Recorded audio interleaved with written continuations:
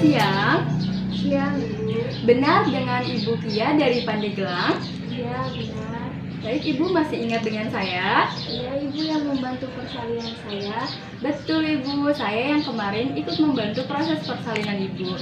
Sebelumnya perkenalkan, saya Bidan Ayu yang bertugas di PPMB ini pada siang hari ini. Kebetulan kita bertemu lagi ya, Bu ya. Sebelumnya saya di sini ditugaskan untuk memberikan konseling, informasi, edukasi terkait Ibu yang setelah bersalin yang akan pulang ya, Bu ya. Sebelumnya saya tutup dulu ya, Bu ya, untuk menjaga privasi dan kerahasiaan Ibu. Saya tutup horden dan juga pintunya dulu ya, Bu ya. Untuk gordennya sudah ditutup dan pintunya juga sudah ditutup untuk menjaga privasi dan keamanan Ibu ya, Bu ya. Baik, hari ini jadwal pulang Ibu ya, Bu ya? Iya. Nah, baik. Jadi saya ditugaskan untuk memberikan konseling pada Ibu sebelum persiapan pulang ke rumah ya, Bu. Di konseling ini saya akan menyampaikan informasi edukasi terkait dengan gizi.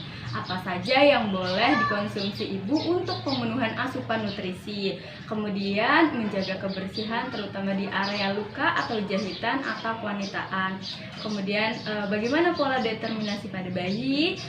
Kemudian terkait pemberian ASI eksklusif kepada buah hati, bagaimana memberikan perawatan kepada bayi, dan bagaimana merawat luka bekas persalinan, apa saja pemberian imunisasi pada bayi, dan mohon maaf ya Bu ya, saya juga akan menyampaikan tanda-tanda bahaya yang harus diwaspadai. Mudah-mudahan ini tidak terjadi. Nah, saya juga akan menyampaikan terkait obat-obatan apa saja yang boleh dikonsumsi Ibu ketika Ibu mengalami keluhan atau mungkin merasakan sakit atau nyeri. Nah, informasi ini bertujuan untuk agar Ibu mengetahui apa saja yang boleh dilakukan dan apa saja yang tidak boleh dilakukan ya, Bu ya. Bagaimana Ibu? Apakah Ibu setuju dengan tindakan yang akan dilakukan?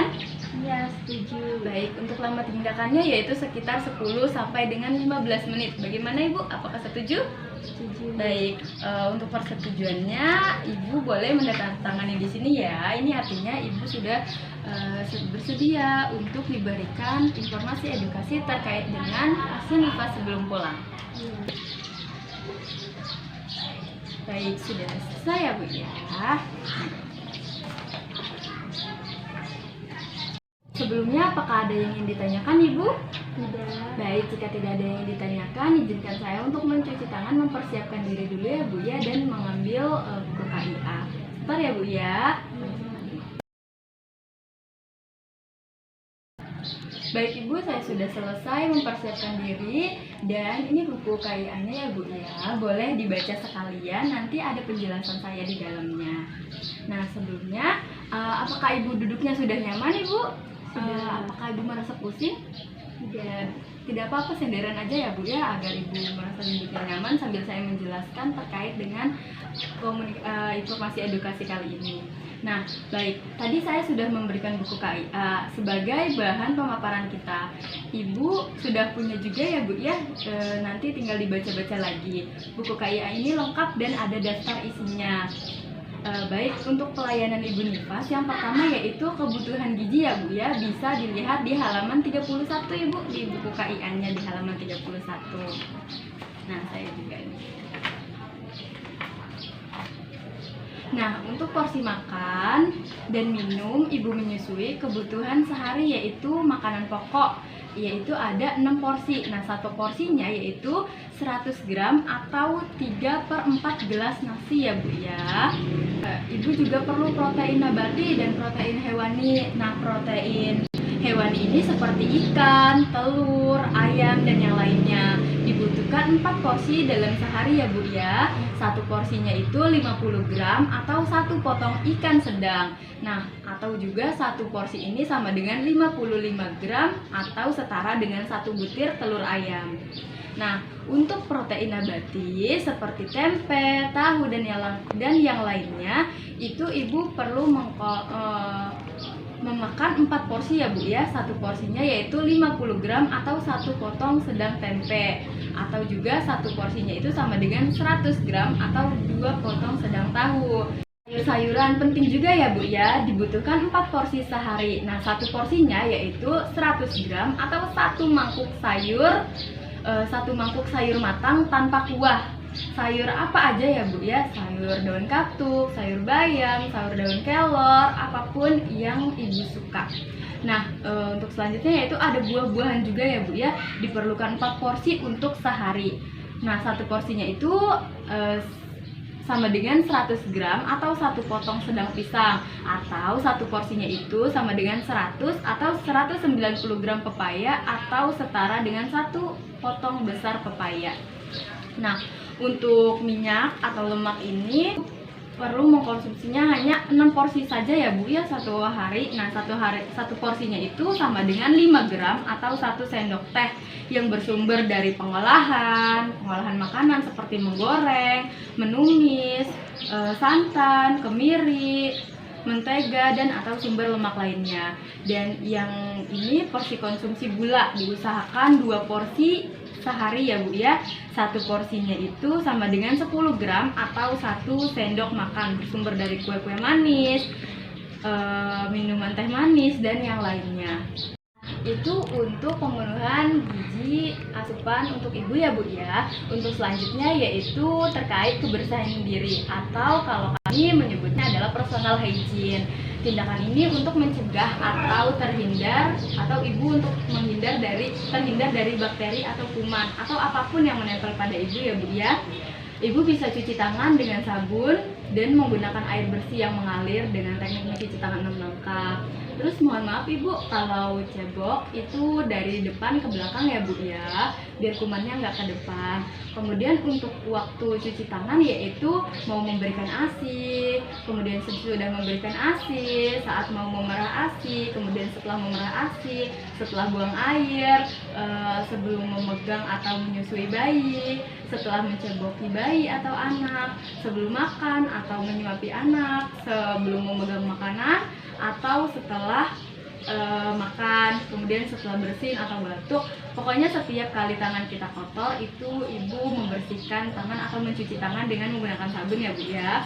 Karena kuman sangat mudah ditularkan melalui tangan. Pada saat makan, kuman dengan cepat masuk ke dalam tubuh sehingga bisa menimbulkan penyakit.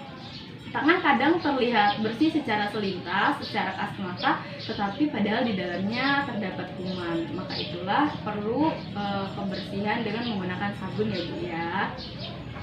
Untuk pola buang air besar atau BAB dan buang air kecil bayi normal akan BAK dalam 24 jam pertama ya Bu ya, dan BAB paling telat dalam 48 jam pertama. Nah, adanya udah BAB ya kemarin ya Bu ya. Nah, selanjutnya bayi akan BAK 5-6 kali per hari dan BAB 3-4 kali per hari. Warna BAK yang baik adalah jernih, tidak berwarna pekat. Sedangkan warna BAB akan berubah dari warna hitam pekat menjadi hijau dan akhirnya berwarna kekuningan pada sekitar usia 5 hari. Jika tidak terjadi perubahan warna BAB, harus dilakukan evaluasi secukupnya. Kecukupan asupan ASI ya Bu ya. Jika ibu menemukan darah pada kemaluan bayi perempuan saat awal-awal kelahiran, ibu tidak perlu khawatir karena hal itu disebabkan bayi masih dipengaruhi hormon ibu. Keadaan tersebut masih dianggap normal ya Bu ya. Nah, itu ya Bu untuk pola BAB dan BAK pada bayi. Selanjutnya yaitu pemberian ASI eksklusif ya Bu ya. Nah, ASI eksklusif ini diberikan sejak bayi lahir hingga berusia 6 bulan. Selama periode ini disarankan untuk hanya memberi bayi ASI saja, nggak boleh pakai tambahan, tanpa tambahan asupan apapun, sebab ada banyak manfaat ASI eksklusif yang bisa didapatkan oleh bayi. Nah, menyusui bayi bermanfaat untuk pemulihan rahim, kesehatan payudara, dan ASI adalah gizi terbaik bagi bayi. Cara menyusui bayi yang benar yaitu menyusui sesering mungkin atau semau bayi, yaitu 8-12 kali sehari atau lebih. Nah, bila bayi tidur lebih dari 3 jam, maka boleh dibangunkan lalu susui sampai payudara terasa kosong, lalu dipindahkan ke payudara di sisi sebelahnya. Nah, apabila bayi sudah kenyang tetapi payudara masih terasa penuh atau kencang, maka payudara perlu diperah. ASI disimpan. Hal ini bertujuan mencegah mastitis dan menjaga pasokan ASI. Untuk posisi perlekatan dan menyusui yang benar, yaitu posisinya kepala bayi dan badan bayi itu membentuk garis lurus ya Bu ya. Wajah bayi menghadap payudara, hidung berhadap dengan puting susu. Nah, badan bayi dekat dengan tubuh ibu. Ibu menggendong mendekat bayi secara utuh. Nah, jadi kepala bayi nggak boleh menjangkau begini karena akan sulit menelan atau menunduk begini. Jadi harus lurus agar menelannya mudah. Nah, kemudian untuk perlekatannya, bayi dekat dengan payudara dengan mulut terbuka lebar, dagu bayi menyentuh payudara, bagian areola di atas lebih banyak terlihat dibandingkan di bawah mulut bayi. Nah, bibir bawah bayi ini memutar keluar headwear begitu ya Bu ya. Nah, cara memerah dan menyimpan ASI yaitu cuci tangan dengan sabun sebelum memerah ASI, sebelum diberikan kepada bayi. Rendam dengan wadah berisi air hangat, gunakan gelas dari kaca atau keramik dan mangkok kaca atau keramik, jangan menggunakan bahan dari plastik ataupun melamin. Tempat penyimpanan ASI, lamanya penyimpanan ASI baru diperah kalau misalkan disimpan di cooler break yaitu di 15 derajat Celcius hanya bisa bertahan 24 jam ya Bu ya. Nah, dalam ruangan sekitar 27 derajat Celcius atau 32 derajat Celcius itu mampu bertahan 4 jam. Suhu kulkas yaitu 4 derajat Celcius itu ASI bisa bertahan 2-3 hari. Kalau di freezer pada lemari es 1 pintu sekitar 15 derajat sampai 0 derajat Celcius yaitu penyimpanannya bisa sampai 2 minggu. Tapi kalau freezer pada lemari es 2 pintu yaitu minus 20 derajat Celcius sampai dengan minus 18 derajat Celcius bisa sampai tahan 3-6 bulan ya Bu ya. Hal yang harus dihindari ketika memberi ASI yaitu membuang ASI yang pertama keluar atau biasa disebut kolostrum. Nah, kenapa kolostrum ini penting? Karena sangat berguna untuk kekebalan tubuh anak.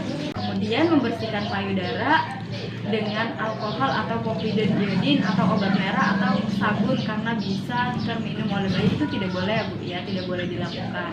Itu untuk pemberian ASI eksklusif ya Bu ya. Selanjutnya perawatan pada bayi. Nah, perawatan pada bayi yang benar yaitu kontak skin to skin. Jangan membiarkan bayi menangis terlalu lama karena akan membuat bayi stres. Lakukan stimulasi komunikasi dengan bayi sedini mungkin bersama suami dan juga keluarga. Untuk pola tidur bayi yaitu bayi dalam sehari dapat tidur selama total 20 jam yang terpecah dalam periode tidur 20 menit sampai 4 jam. Usahakan kamar bersuhu sejuk, tidak terlalu dingin dan tidak terlalu panas, dan mendapatkan cahaya serta ventilasi yang cukup ya Bu ya. Untuk posisi tidur yang dianjurkan adalah posisi terlentang pada bayi karena dapat mencegah terjadinya sindrom kematian mendadak bayi atau sudden infant death syndrome. Nah, tempat tidur bayi sebaiknya menggunakan alas yang rata dan tidak terlalu lembut. Hindari menggunakan benda-benda yang dapat menutupi kepala bayi. Kemudian untuk perawatan tali pusat yaitu setelah dipotong, tali pusat mungkin akan diolesi cairan antiseptik chlorhexidine atau antiseptik lainnya. Setelah itu tali pusat dibiarkan terbuka dan kering dan tidak perlu dikompres dengan kasa atau ditutup dengan kasa yang mengandung cairan antiseptik. Saat ingin merawat tali pusat, cuci tangan terlebih dahulu. Jangan oleskan apapun pada tali pusat. Tidak perlu ditutup dengan kasa dan jangan ditutup dengan popok ataupun gurita ya Bu ya. Usahakan agar tali pusat tidak basah, tidak terkena air seni maupun tinja bayi. Jika tali pusat kotor, segera cuci bersih dengan air yang bersih dan sabun, lalu keringkan dengan kain bersih. Nah, biarkan tali pusat terlepas sendiri. Jika terdapat tanda infeksi seperti kemerahan atau bengkak pada tali pusat ataupun kulitnya atau kulit di sekitarnya berbau busuk atau terlihat nanah, segera kontrol ke tenaga kesehatan terdekat ya Bu ya. Kemudian cara memandikan bayi. Nah, saat lahir bayi belum perlu dimandikan. Bayi masih memiliki lapisan pelindung yang terlihat seperti lemak berwarna putih berfungsi untuk menjaga suhu bayi. Setelah 6 jam, bayi dapat dilap dengan air hangat saja, seperti tali pusat lepas. Bayi dapat dimandikan dengan kain lap atau spons. Setelah tali pusat lepas, bayi dapat dimandikan dengan dimasukkan ke dalam air. Hati-hati kepala terendam dalam air. Nah, gunakan air hangat kuku. Sabun dan sampo khusus bayi. Sebaiknya tidak memandikan bayi terlalu pagi ataupun terlalu sore ya Bu ya. Saat melakukan perawatan kulit bayi, prinsipnya menggunakan seminimal mungkin zat-zat yang berkontak dengan kulit, karena kulit bayi masih sangat sensitif. Kemudian untuk memilih pakaian bayi, nah pilihlah pakaian dari bahan yang lembut, menyerap air dan tidak kaku. Bayi hanya perlu memakai atasan, popok atau celana, selimut dan topi jika bayi kedinginan. Nah, tidak dianjurkan untuk membedong karena membatasi gerak bayi. Nah, selain itu tidak dianjurkan juga untuk terus menggunakan sarung tangan maupun kaos kaki ya Bu ya, karena terdapat indera peraba yang merupakan alat untuk belajar pada bayi. Nah, jangan gunakan gurita karena bayi bernafas lebih banyak menggunakan otot-otot yang ada di dalam tubuh. Nah, pola BAB bayi tadi sudah ya Bu ya. Sekarang membersihkan popok dan kemaluan bayi. Bersihkan kemaluan bayi bagian depan ke belakang dengan menggunakan kapas yang sudah dibasahi air ataupun handuk basah. Jangan membersihkan popok dari bagian bawah anus ke kemaluan ya Bu ya. Nah, kemudian untuk mengenali isyarat lapar bayi.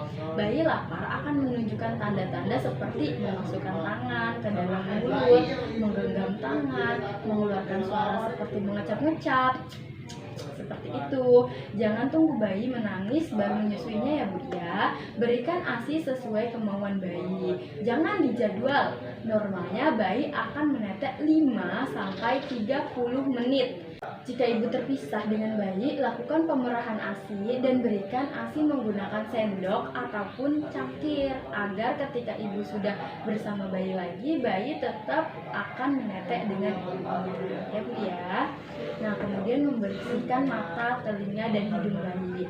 Nah, mata dapat dibersihkan dengan kapas bersih yang dibasahi dengan air hangat, mulai dari arah hidung keluar. Kemudian juga jika ditemukan tanda-tanda infeksi pada mata seperti bengkak, merah, atau mengeluarkan nanah, segera bawa ke dokter ya Bu ya. Nah, untuk kotoran di telinga sendiri tidak perlu dibersihkan secara rutin, maksudnya dengan mengorek liang telinganya, karena akan keluar sendiri kotorannya jika sudah cukup besar dan lunak saat bayi menangis. Nah, lubang hidung bayi juga tidak perlu dibersihkan secara khusus, cukup mengelapnya saat mandi saja ya Bu ya, seperti itu. Nah, untuk penglihatan bayi, kemampuan melihat bayi terbatas, kisaran jarak 20-30 cm. Penglihatan bayi sensitif terhadap cahaya yang terang. Nah, sampai usia beberapa bulan, kadang kedua bola mata bayi tidak sejajar, tampak seperti juling. Nah, hal ini normal karena otot-otot penggerak bola mata masih dalam tahap perkembangan, masih dalam tahap kesempurnaan. Pada beberapa bayi, kadang bola matanya bergerak-gerak dengan sangat cepat ke kiri dan ke kanan, khususnya bila akan tidur. Hal ini tidak perlu dikhawatirkan. Nah, untuk pendengaran bayi, fungsi pendengaran bayi telah cukup matang dalam bulan pertama. Bayi akan lebih mengenal suara ibunya dibandingkan orang-orang lain di sekitar bayi. Nah, bayi juga sering terkejut bila ada suara keras yang tiba-tiba terdengar.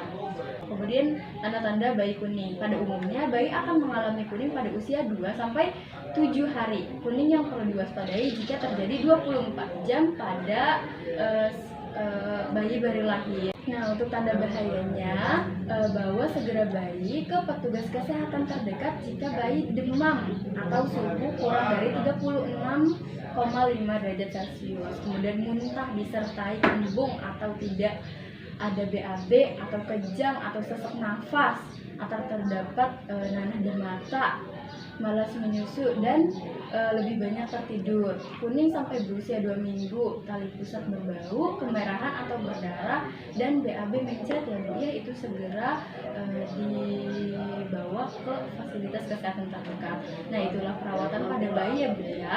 Kalau ada tanda-tanda bahaya itu, ibu bisa langsung menghubungi atau datang ke PMB atau ke dokter. Nah, selanjutnya terkait perawatan luka perineum atau penjahitan luka. Yang pertama yaitu ibu bisa menjaga agar perineum selalu bersih dan kering, menjaga kebersihannya, menghindari pemberian obat tradisional, jangan dipopol-popol dengan menggunakan daun-daunan begitu ya Bu ya, khawatirnya infeksi. Kemudian menghindari pemakaian air panas untuk berendam, mencuci luka dan perineum dengan air sabun 3-4 kali sehari. Mengontrol ulang maksimal seminggu setelah persalinan untuk pemeriksaan penyembuhan luka ya Bu ya. Yang penting menjaga kebersihan pada luka tersebut. Nah, itu untuk perawatan perineum. Nah, selanjutnya imunisasi bayi ya Bu ya. Bayi sebelum lahir juga diberikan imunisasi usia kurang dari 24 jam kemarin sudah ya Bu ya, Dek. Kemudian usia 1 bulan diberikan polio dan BCG. Kemudian umur 2 bulan polio, hepatitis, dan rotavirus. Kemudian usia 3 bulan polio 2, hepatitis 3. Nah, kemudian usia 4 bulan yaitu polio, hepatitis, dan rotavirus. Nah, dan masih ada kedepannya imunisasi yang untuk usia 6, 9, dan selanjutnya. Nah, selanjutnya yaitu tanda bahaya. Nah, ada beberapa hal yang perlu dihindari ibu, yaitu latihan fisik dengan posisi telungkup ya Bu ya, menempelkan daun-daunan tanpa kemaluan karena akan menimbulkan infeksi, mengikat perut terlalu kencang, demam lebih dari 2 hari, pendarahan dari jalan lahir, keluarnya cairan berbau dari jalan lahir, ibu terlihat sedih, itu jangan ya Bu ya, murung dan menangis tanpa sebab. Nah, ini biasanya depresi postpartum, tapi jangan sampai. Nah, bengkak di wajah, tangan, dan kaki, atau sakit kepala dan kejang-kejang, kemudian payudara bengkak, merah, disertai rasa sakit. Jangan sampai ya Bu ya. Tapi jika menemukan gejala ini, ibu disarankan untuk segera datang ke fasilitas kesehatan, ke bidan ataupun ke dokter.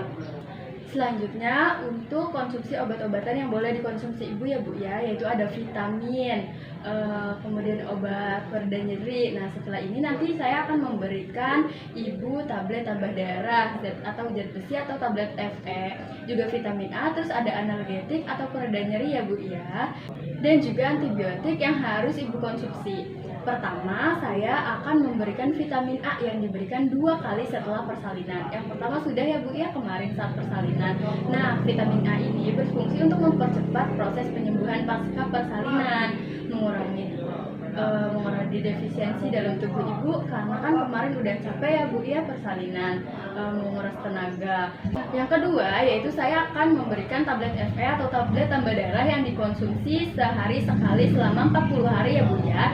Jadi tablet Fe ini berguna untuk meningkatkan kadar besi dalam tubuh ibu karena kemarin kan kekurangan darah dan mengeluarkan darah banyak ya Bu ya. Terus nanti saya akan memberikan anti nyeri karena habis dijahit pasti ada rasa-rasa nyeri. Nanti kalau ibu merasa nyeri silahkan dikonsumsi obatnya. Nanti saya berikan paracetamol atau asam mefenamat ya Bu ya. Kemudian akan saya berikan antibiotik juga semacam amoxicillin. Ini dikonsumsi sehari 3 kali ya Bu ya, pagi, siang, dan malam, dengan jarak 8 jam, 8 jam, dan 8 jam. Dan jangan sampai lupa. Nah, antibiotik ini dikonsumsi ibu menyusui untuk menghindari terjadinya infeksi dan juga untuk mempertahankan imun ibu. Nanti saya akan berikan 4 obat yang ada yang saya sebutkan tadi ya Bu ya, vitamin A, tablet tambah darah, paracetamol, dan juga amoxicillin atau antibiotik ya Bu ya.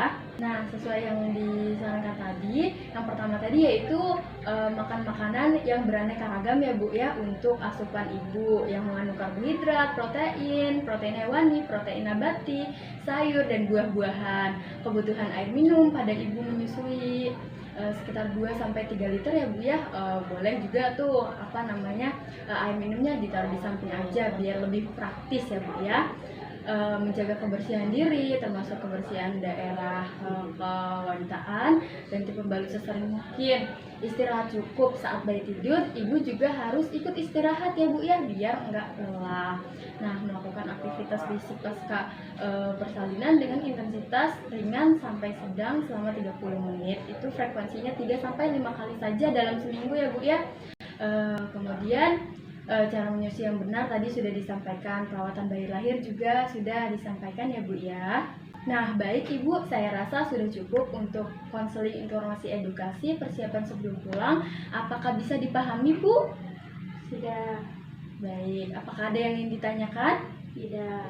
Baik Ibu, jika tidak ada pertanyaan, saya evaluasi untuk informasi edukasi yang tadi saya berikan ya Bu ya, untuk memastikan bahwa Ibu sudah paham. Nanti Ibu tinggal jawab apa yang saya tanyakan ya Bu ya. Jadi tadi apa saja makanan yang boleh dikonsumsi oleh Ibu? Makan makanan yang beraneka ragam yang mengandung karbohidrat, protein nabati, protein hewani, sayur, dan buah-buahan. Baik, betul Ibu.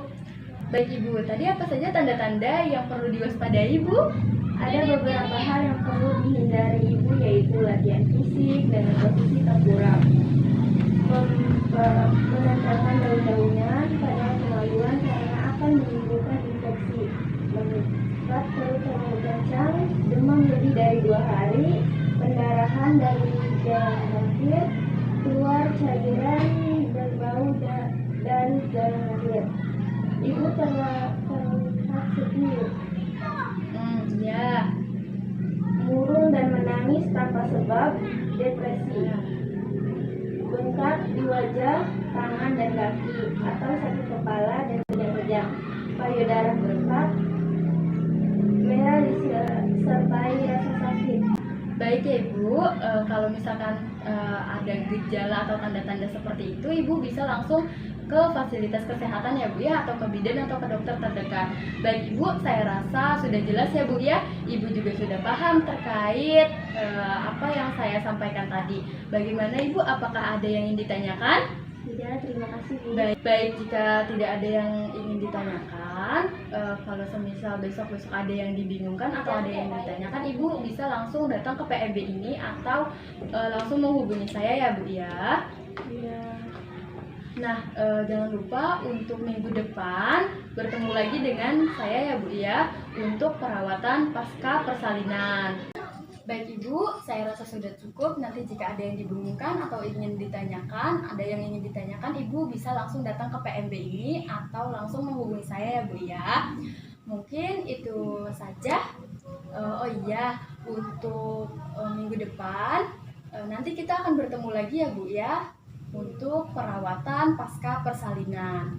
Mungkin itu saja yang bisa saya sampaikan. Terima kasih Bu atas kerjasamanya. Ibu sangat kooperatif sekali. Terima kasih Bu. Kemudian nanti saya akan kembali lagi ke ruang perawatan dan melakukan dokumentasi konseling pada pertemuan kali ini. Terima kasih ya Bu ya. Saya pamit ya Bu. Selanjutnya melakukan pendokumentasian.